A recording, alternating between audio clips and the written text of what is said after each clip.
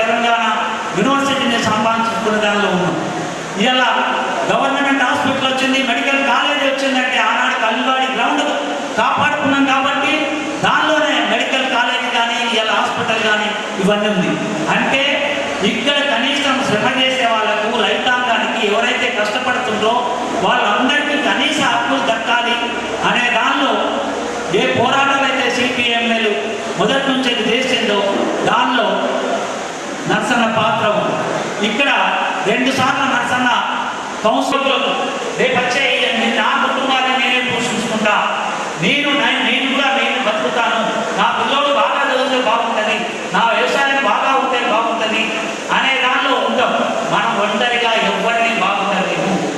ఒక ఊరు తాగుబోతులుగా ఉంటారు, లేదా గుట్కా గంజాయి ఉంటే నేనెంత ఆ పిల్లోని నా పిల్లోని నేను కాపాడుకుంటామంటే సాధ్యం కాదు.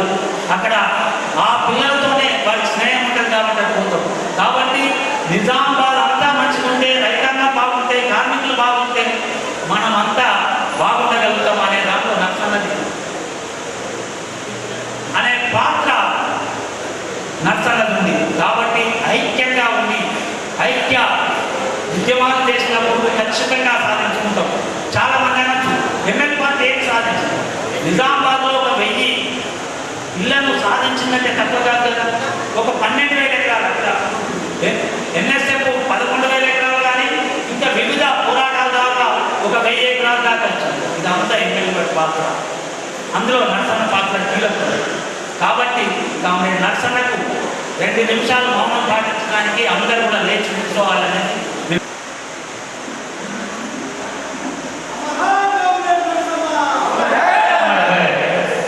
కామ్రేడ్ నర్సన్నకు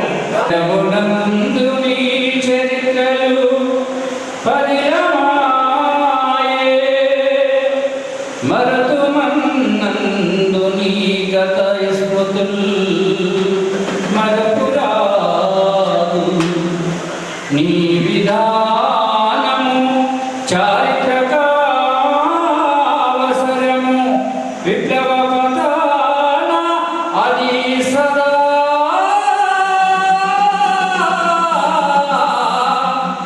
వెలుగు జ్యోతి అంజలి ఘటించి పాడెదో అమరుడా నరసన్నా నీవే వీరులారా ఒరగినట్టి ఓ అమర వీరులారా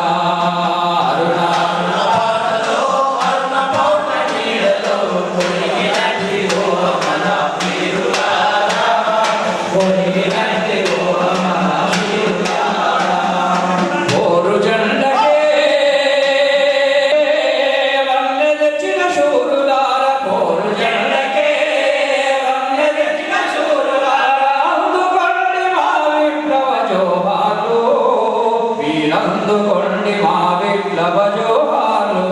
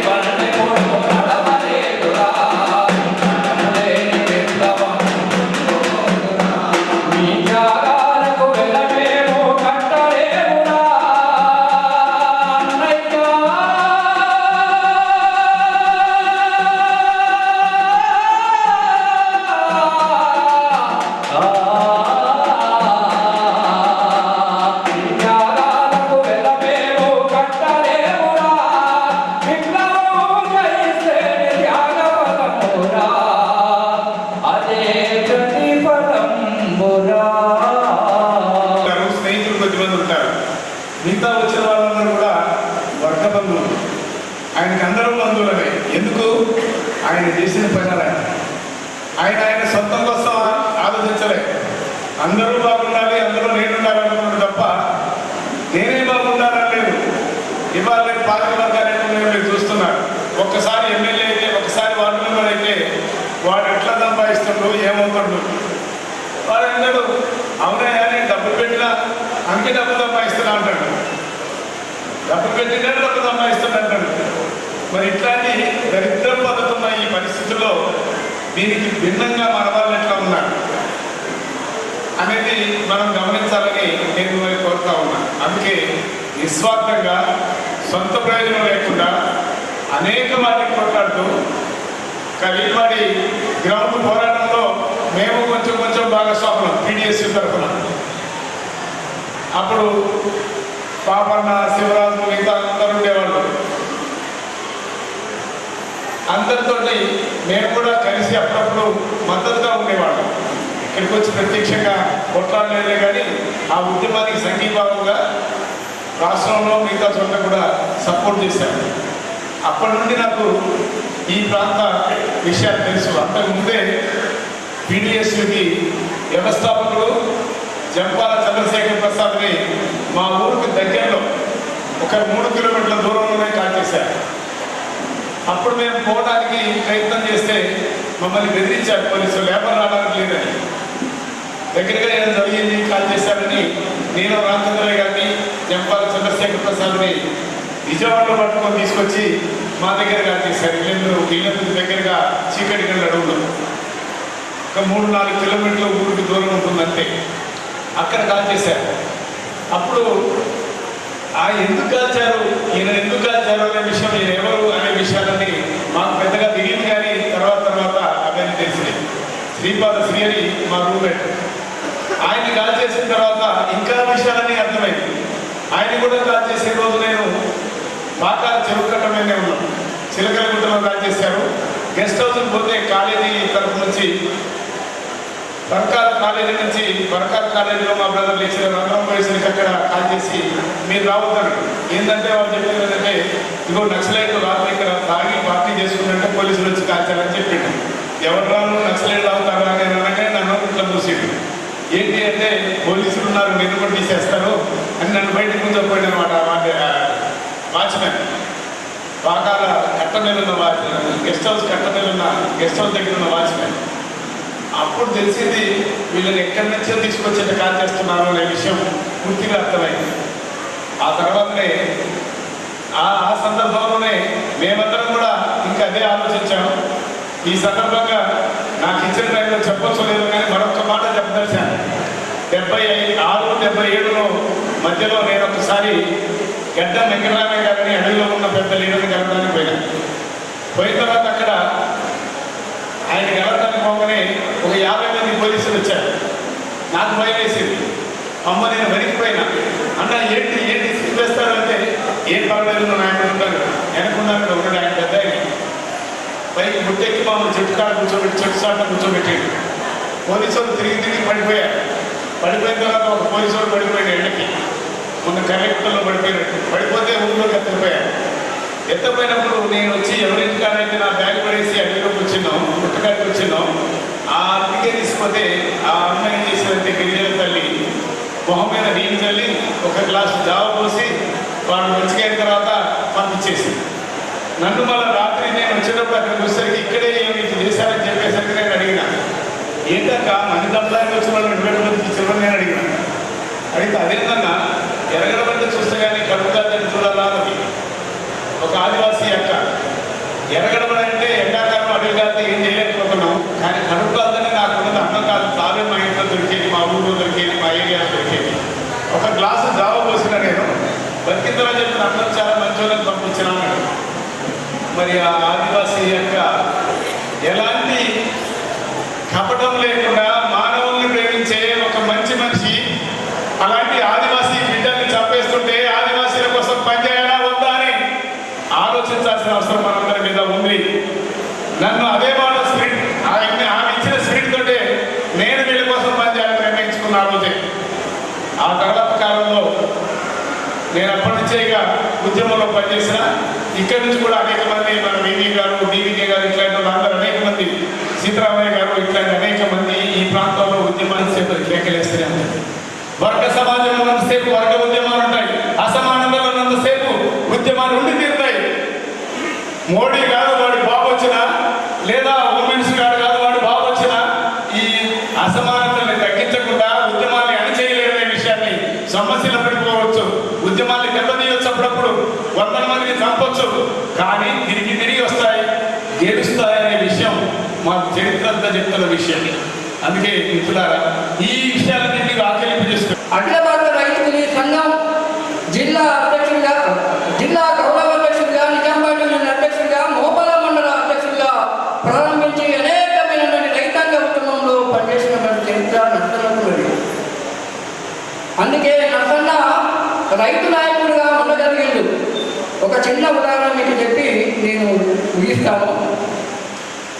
మన పక్కనే ఉన్నటువంటి తరంగపూర్ చక్కెర ఫ్యాక్టరీకి ఒక రైతు చెరుకు తీసుకొచ్చిపోతుండు బండి మీద. ఆ బండికి అక్కడి నుంచి వచ్చేటువంటి ఆర్టీసీ బస్సు గుద్దింది, ఎదురు వచ్చింది. నర్సన్న ఆ రైతుకు గుర్తుకొచ్చిండు. ఎక్కడైనా నర్సన్న రాగలుగుతాను, నిలబడగలుగుతానని చెప్పేసి దబాదబా నర్సన్న ఇంటి గుర్తుకొచ్చిండు. నర్సన్న ఆ తువాల బుధం వేసుకొని లొంగి మీదనే రోడ్డు తిరిగిపోయిండు, నలుగురిని దొరకపోయిండు, ఊరంతా కదిలింది. ఆ రోడ్డు మీద రస్తాలో ఒక జరిగింది. రస్తాలో చూసినటువంటి పోలీసులు వచ్చి నర్సన్న వీపగులో కొట్టిండు. ఎర్రటి శరీరం కలిగిన నర్సన్న రక్తం కారుతా ఉంది. ఆ దెబ్బలకు తొమ్మచిల్లిండు. ఊరంతా లేచింది. ఆయన గొడవ పోలీస్ స్టేషన్ పెట్టారు. ఊరంతా పోయి పోలీస్ స్టేషన్ ముట్టడించేది. అక్కడ నర్సన్నను విడిపించుకున్నారు. ఆ రకమైనటువంటి ఉద్యమంలో నర్సన్న ముందున్నాడని చెప్పడానికి, రైతు నాయకులు నిలుతున్నారని చెప్పడానికి ఇది చక్కటి ఉదాహరణ. ఇట్లా రైతాంగ సమస్యలు, మరీ ముఖ్యంగా నిజాం సాగర్ ఆయకట్టు లక్షణంలో 2,75,000 ఆవిర్భావి ఎకరాలకు నీరు అందించినటువంటి నిజాం సాగర్ ప్రాజెక్ట్ ఏదైతే ఉందో, దానికి సింగూర్ ప్రాజెక్ట్ ఏదైతే ఉందో చుట్టమై పెట్టే దయమై పెట్టినట్టు ఆ సింగూర్ నీళ్ళని పట్లకు పోతున్నాయి. కాదు, మా పల్లెలకు రావాలా, మా భూములకు కలవాలా, మా పొలాల్లో బాగాలని నర్సన్న ఉద్యమించిండు. అట్లపల్లికి వేదికైంది కచేరీ. ఆ కచేరీలోనే రైతులంతా జమ అయ్యేవారు. అక్కడి నుంచి సైకిళ్లకు జెండాలు కట్టుకొని ఊరులోకి నిండు నర్సన్న రైతులు జమ చేసిన నర్సన్న. ఆ పోరాట ఫలితమే ఆనాడు ఉన్నటువంటి ప్రభుత్వ మంత్రులు సైతం ఈ జిల్లాకు రావడానికి వణికిండ్రు, గద్దెలనికిండ్రు. అలాంటి ఉద్యమంలో ఆ ఉద్యమ ఫలితంగానే ఈనాడు సాధించుకున్నటువంటి అలీసాగర్ కుల్పా ఎత్తిపోతల పథకాలు. అలీసాగర్ కింద 56,000 ఎకరాల సాగునీరు నిందే, కుల్పా కింద 42,000 ఎకరాల సాగునీరు అందుతుంది. అది నర్సన్న పోరాటం కదా, రైతు పోరాటం కదా, రైతు సంఘం పోరాటం కదా అని చెప్పేసి ఈ సందర్భంగా మనమందరం కూడా ఆలోచించాలని చెప్పేసి మరి కోరుతా ఉన్నారు. తను పుట్టి పెరిగిన తర్వాత మొత్తం తన చుట్టూ ఉన్నటువంటి సమాజాన్ని తను గమనించింది. దేశమును ప్రేమించమన్నా, మంచి ఎండని పెంచమన్నా, దేశం అంటే మట్టి కాదు, దేశం అంటే మనుషులు అనే గురుజాడ మాటల్ని తను మదిలో నింపుకున్నాడు. తాను పుట్టింది ఒక ధనిక రైతు కుటుంబమైనా కానీ తాను తన చుట్టూ ఉన్నటువంటి పేదల పక్షాన నిలబడాలని చెప్పి నిశ్చయించుకున్నాడు. ప్రజా కళాకారుడుగా కుట్ర, నాంది, పరిష్కారం లాంటి నాటకాల్లో భూస్వామి పాత్ర, రైతు పాత్రలు వేసి ప్రజల మన్నన పొందింది. నర్సన్న కేవలం అరసపల్లికే పరిమితం కాలేదు. అరసపల్లితో పాటు అనేకటువంటి ప్రాంతాలు, అటు కరీంనగర్ కానీ ఇటు మిగతా ప్రాంతాలు కూడా తిరిగి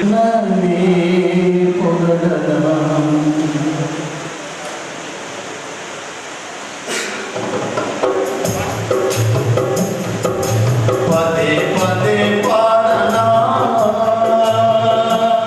మా నాయకుని పొగడనా, మా నాయకు వాడి నరసన్నని పొగడనా, మా నాయకు వాడి నరసన్నని పొగడనా.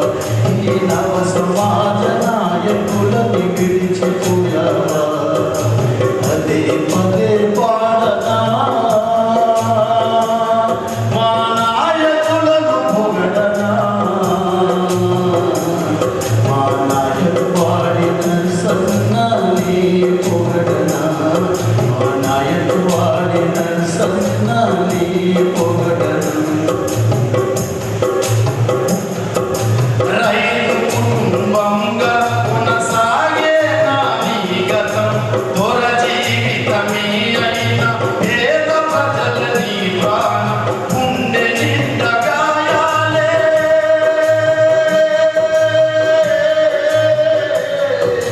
గుండె నిండా గాయాలే ఎద బరువును మోయాలే గుండె నిండా గాయాలే ఎద బరువును మోయాలే కుటుంబాన్ని జగతింది కుటుంబాన్ని జగతింది చిరునవ్వుతోనే పోయాడే పదే పదే పాడనా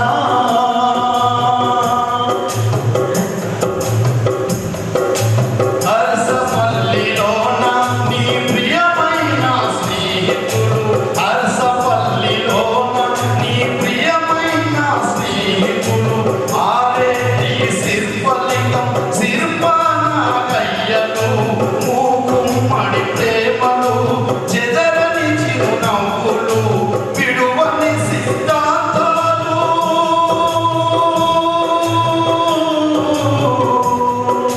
విడువని సిద్ధాంతాలు ఎర్ర జెండ పాఠాలు నిజామాబాద్ జిల్లాలో సీనియర్ నాయకుడు రైతు ఉద్యమ నాయకుడు వాళ్ళ కుటుంబానికి హృదయపూర్వక సానుభూతి సంతాపాన్ని తెలియజేస్తున్నాను. నర్సయ్య గారితో నా ప్రయాణం బహుశా ఇక్కడ ఉన్నటువంటి పార్టీ వాళ్ళకి కూడా పార్టీ నాయకులు కూడా చాలా మంది తెలియకపోవచ్చు. 1972లో సిపిఎంఎల్ పార్టీ మహాసభ జరిగింది నిజామాబాద్ పట్టణ సరిహద్దులోని. దానికి ఆర్ఎన్ నారాయణ, కామ్రేడ్ నర్సయ్య తదితరులు కూడా అరసపల్లి నుంచి హాజరయ్యారు. ఆనాటి నుంచి ప్రారంభమైనటువంటి మా సన్నిహితత్వం, మా ప్రయాణం జీవితాంతం కొనసాగింది. ఒక వ్యక్తి కమ్యూనిస్ట్ విప్లవకారుడుగా మారి జీవితాంతం కమ్యూనిస్టుగానే విప్లవకారుడుగానే కొనసాగడం అనేటువంటిది చాలా చాలా గొప్ప విషయం. కొంతమంది కొన్ని రోజులు ఉండొచ్చు, కొన్ని నెలలు ఉండొచ్చు, కొన్ని సంవత్సరాలు ఉండొచ్చు. కానీ ఆయన పార్టీలో 53 సంవత్సరాలు దాదాపు పార్టీ అనేక అవుట్పుట్ వచ్చినాయి, చీలికలు వచ్చినాయి. ఎటువంటి సందర్భంలో కూడా ఏమాత్రం ఊగిసలాట లేకుండా దృఢంగా పార్టీ వైపు నిలబడ్డాడు నర్సయ్య.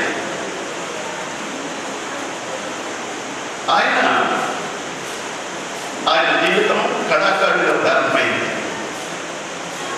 1972 నాటికే అరసపల్లి ప్రజా కళా మండలి అంటే బహుశా మా పార్టీకి రాష్ట్రంలో ఉన్నటువంటి ముఖ్యమైనటువంటి సాంస్కృతిక బృందం.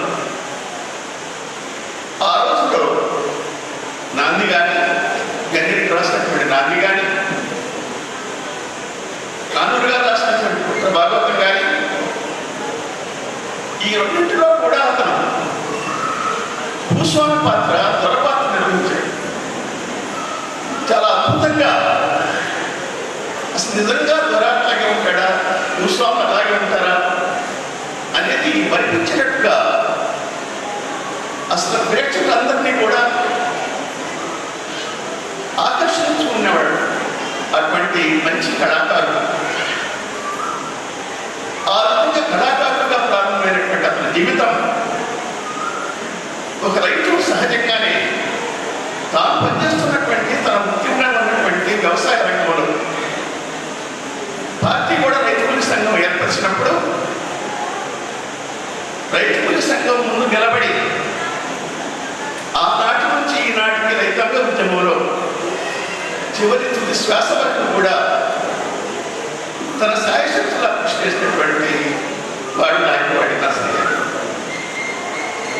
ఇటువంటి వాళ్ళు మనకి చాలా తక్కువ మంది కనిపిస్తారు. ఆయన కౌన్సిలర్గా పనిచేసిన, రైతు సంఘం నాయకుడిగా పనిచేసిన, సిపిఎంఎల్ న్యూ డెమోక్రసీ లేదా నాయకుడిగా పనిచేసిన, ప్రజల కోసం పనిచేశారు, ఈ దేశం కోసం పనిచేశారు. ఆయన ఆశయాలు చాలా గొప్పవి. మన వాడు కామ్రేడ్ చెప్పినటువంటి చాలా మంది చెప్పిన వాడు వాటికే పరిమితమైంది కాదు. అసలు మన దేశంలో ఈ అసమానతలు ఎందుకున్నాయి, ఈ దారిద్ర్యం ఎందుకుంది, ఈ రైతు బతుకు ఇంత ఎందుకు అప్పుల పాలవుతున్నాడు,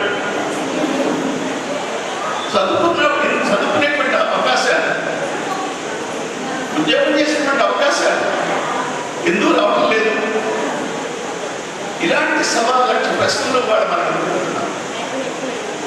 వీటన్నిటికీ పరిష్కారం కావాలంటే ఈ వ్యవస్థ మారాలి. వీటన్నిటికీ కారణం అధికారంలో ఉన్నటువంటి పాలకవర్గాలు, ప్రభుత్వాలు. మన దేశం ఏం తక్కువ ఇక్కడ నిలబడింది. మన దేశం వాస్తవంగా మనం ఆ స్థాయిలో ఉన్నామా? ఇంకా బుకాయిస్తూ మన దేశంలో అసమానతలు తగ్గినాయి అని కూడా మాట్లాడుతున్నారు. ఈ వాస్తవమేనా? తప్పుడు లెక్కలు చెబుతూ బుకాయిస్తున్నారు.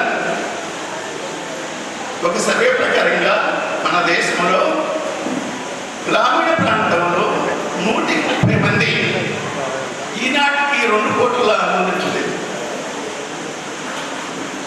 ప్రపంచంలో అత్యంత దరిద్ర దేశాల్లో కనీసం తిండి కూడా లభించినటువంటి దేశాలలో మన దేశం కూడా ఉంది. 107వ స్థానంలో ఉన్నాం మనం. మన పరిస్థితి అంత దిగువన ఉందన్నమాట. మనకంటే 106 దేశాల పైన ఉన్నాయి. ఇది మన గొప్ప విషయం. 4వ ప్రపంచం 4వ వ్యవస్థ చెప్పుకుంటున్నాం. మరి పరిస్థితి అందరికీ ఉందాకి. మన పక్కనే ఉన్నటువంటి చైనా ఉంది. మనకంటే 2 సంవత్సరాలు ఆలస్యంగా అధికారానికి వచ్చారు ప్రభుత్వం. చైనా మన దేశం కంటే, మనకి స్వాతంత్ర్యం వచ్చినప్పటి కంటే చాలా వెనకబడి ఉంది. అంతర్యుద్ధంతో దశాబ్దాల పాటు సాగినటువంటి అంతర్యుద్ధంలో, సామ్రాజ్యవాద దురాక్రమణ యుద్ధంలో దేశ ఆర్థిక వ్యవస్థ చిన్నాభిన్నమైపోయింది. అటువంటి చైనా, మన దేశము చైనా చెప్తుండేవాడు అనమాట ప్రపంచంలో ఆర్థిక శాస్త్రవేత్త. ఎందుకంటే 2 కూడా ఎక్కువ జనాభా ఉన్న దేశాలు. మన దేశంలో అన్నిటికీ కారణం మన దేశం జనాభా చెప్తుండేవాడు.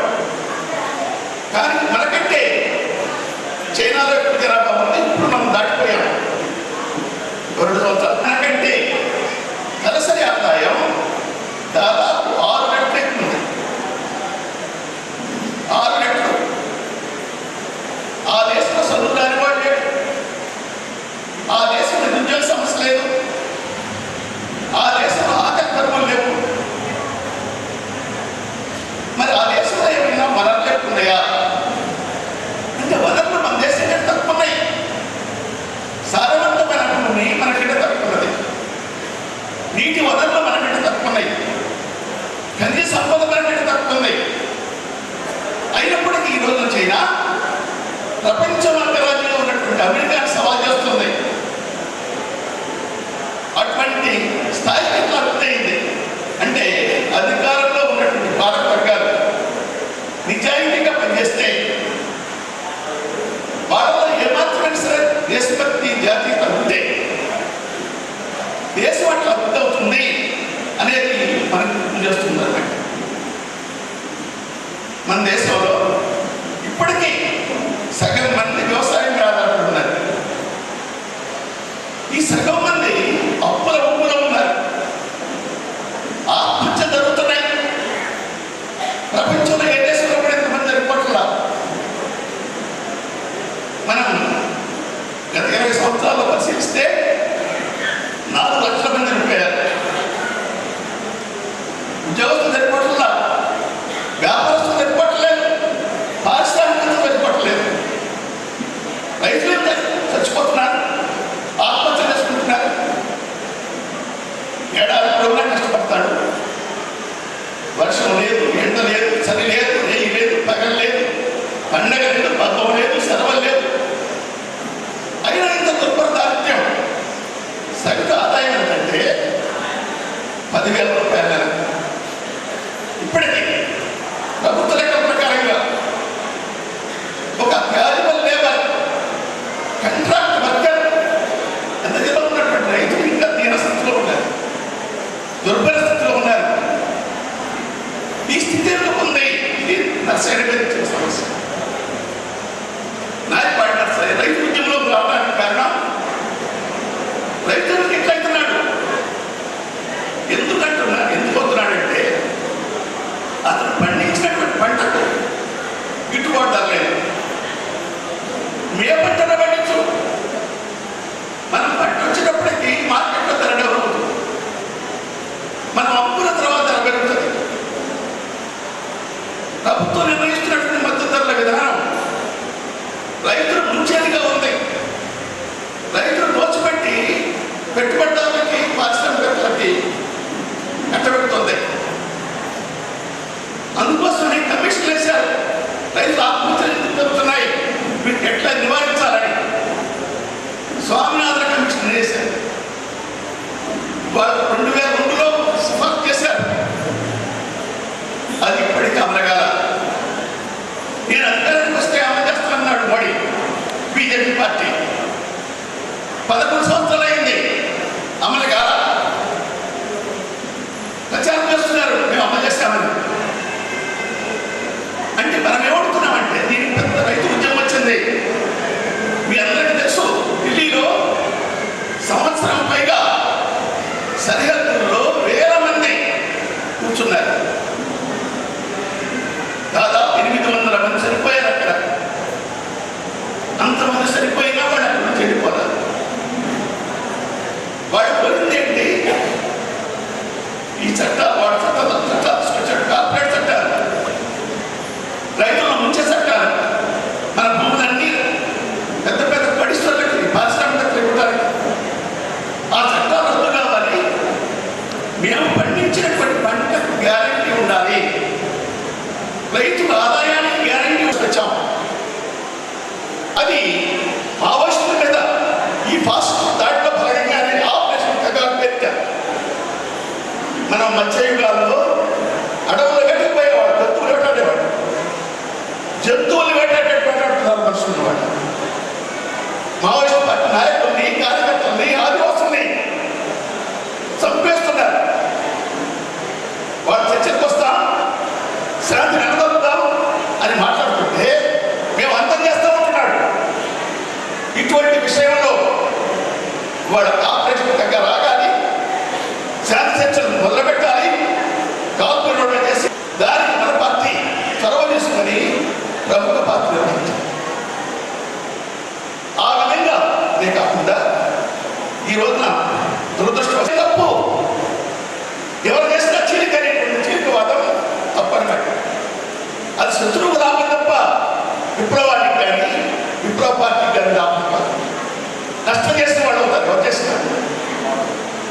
అటువంటి చీలికలను వ్యతిరేకిస్తూ మనం ఈ మధ్య కాలంలోనే కాపీడస్కి వీళ్ళతో ఉన్నటువంటి ఒక సెక్షన్, నాయకత్వం అన్నటువంటి సెక్షన్ మనం విలీనమయ్యాము. పిసిసి నాయకులు పనిచేస్తున్నాయి బెంగాల్లోనూ, త్రిపురలోనూ, అస్సాంలో. వాళ్ళతో వచ్చే మంది వారు ఐక్యం కాబోతున్నాం. ఆ విధంగా ఐక్యత సాధిస్తున్నాం. అటువంటి ఐక్యత సాధించకుండా మన ఉద్యమాన్ని ముందుకు తీసుకోలేదు. మన ప్రతిష్ట పెంచుకోవాలి, మన ఉద్యమాన్ని పెంచుకోవాలి. అందుకు అందరూ కూడా తోడ్పడాలి, భాగస్వాములు కావాలి. అన్నిటికంటే ముఖ్యంగా అందరికీ నేను విజ్ఞప్తి చేస్తున్నాను. ఈనాటి పరిస్థితుల్లో రాష్ట్ర ఆర్ఎస్ఎస్, బీజేపీ, మోడీ ప్రభుత్వం